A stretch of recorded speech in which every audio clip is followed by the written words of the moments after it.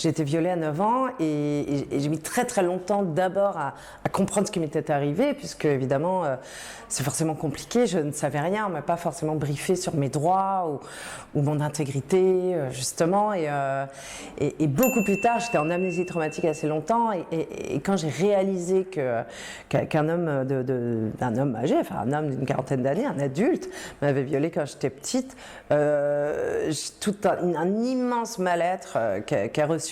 Alors je savais déjà que j'allais mal, mais je savais pas trop pourquoi. Je commençais un peu ma vie sexuelle en fait, j'étais en fin d'adolescence, quand j'avais 17 ans, où vraiment tout est remonté très très clairement.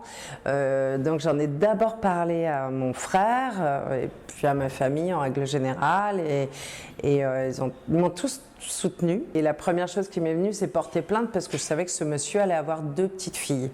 Et je savais que c'était un violeur de petites filles. C'est vraiment pas facile, parce que quand on porte plainte, d'abord, c'est des longs mois d'attente avant qu'éventuellement il y ait un procès, si la plainte n'est pas classée sans suite. Moi, j'ai eu beaucoup de chance, je suis un peu une miraculée de la justice. Je fais partie des 1% des affaires qui vont jusqu'à la cour d'assises. Et donc, j'ai pu confronter cet agresseur. Il a admis les faits, il a été condamné. Il est allé en prison. J'ai enfoui ça après dans une boîte. Quand je dis j'ai tout fait à l'envers, c'est qu'il a été condamné, il est parti en prison. Puis moi, je suis sortie de ce procès, j'étais toujours aussi seule, quoi. J'avais pas de solution. Enfin, voilà, on m'a dit bah ok, vous êtes reconnue victime, mais et voilà.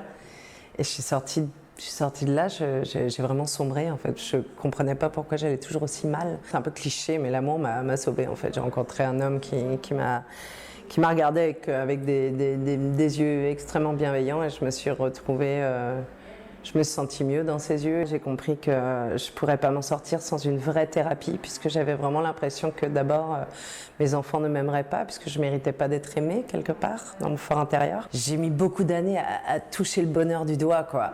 Et vraiment j'ai ressenti le besoin d'en parler pour que ça arrive moins.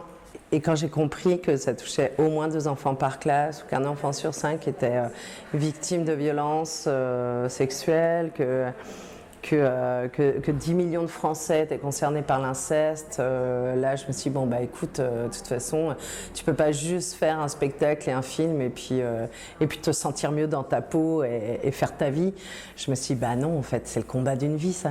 Il faut que les adultes comprennent que c'est leur devoir d'agir en faveur des enfants et de protéger les enfants, et je parle des adultes de la société civile, mais aussi des adultes de la société politique et de toutes les institutions qui forment notre pays, quoi. En fait, avec Ici on se parlait, ce sont des témoignages qui sont accessibles pour tous les âges. Et évidemment, c'est progressif dans la compréhension du corps. Plus on est petit, évidemment, on ne va pas parler de consentement à un enfant de 4 ans. Enfin, forcément.